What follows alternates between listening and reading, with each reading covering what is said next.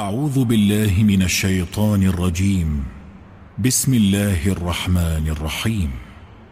تبارك الذي بيده الملك وهو على كل شيء قدير، الذي خلق الموت والحياة ليبلوكم أيكم أحسن عملا وهو العزيز الغفور، الذي خلق 7 سماوات طباقا ما ترى في خلق الرحمن من تفاوت فارجع البصر هل ترى من فطور،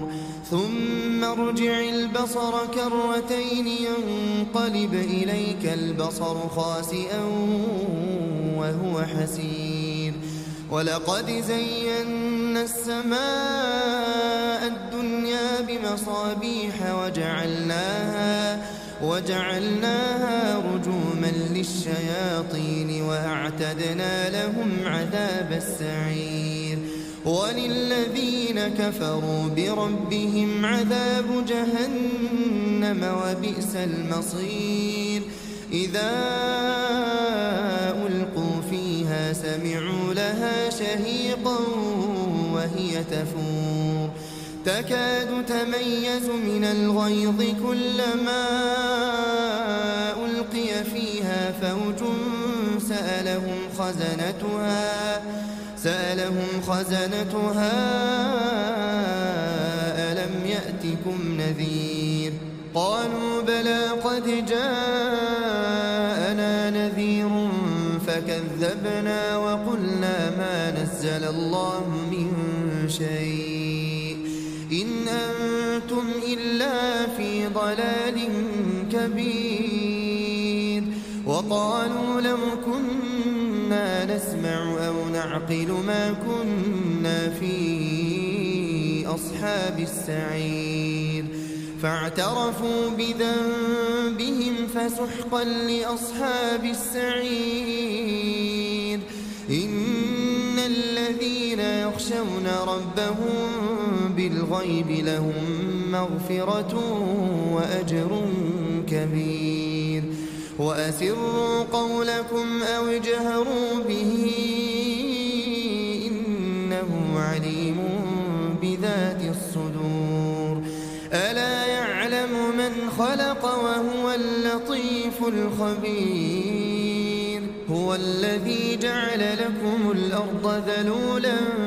فامشوا في مناكبها وكلوا من رزقه وإليه النشور، أأمنتم من في السماء أن يخسف بكم الأرض فإذا هي تمور، أم أمنتم من في السماء أن يرسل عليكم حاصبا فستعلمون كيف نذير، ولقد كذب الذين من قبلهم فكيف كان نكير، أولم يروا إلى الطير فوقهم صافات ويقبضن ما يمسكهن إلا الرحمن إنه بكل شيء بصير، أمن هذا الذي هو جند لكم ينصركم من دون الرحمن إن الكافرون إلا في غرور، أمن هذا الذي يرزقكم إن أمسك رزقه بل لجوا في عتو ونفور، أفمن يمشي مكبا على وجهه أهدى أمن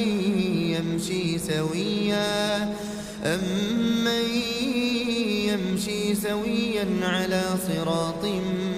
مستقيم، قل هو الذي أنشأكم وجعل لكم السمع والأبصار والأفئدة قليلا ما تشكرون، قل هو الذي ذرأكم في الأرض وإليه تحشرون ويقولون متى هذا الوعد إن كنتم صادقين قل إنما العلم عند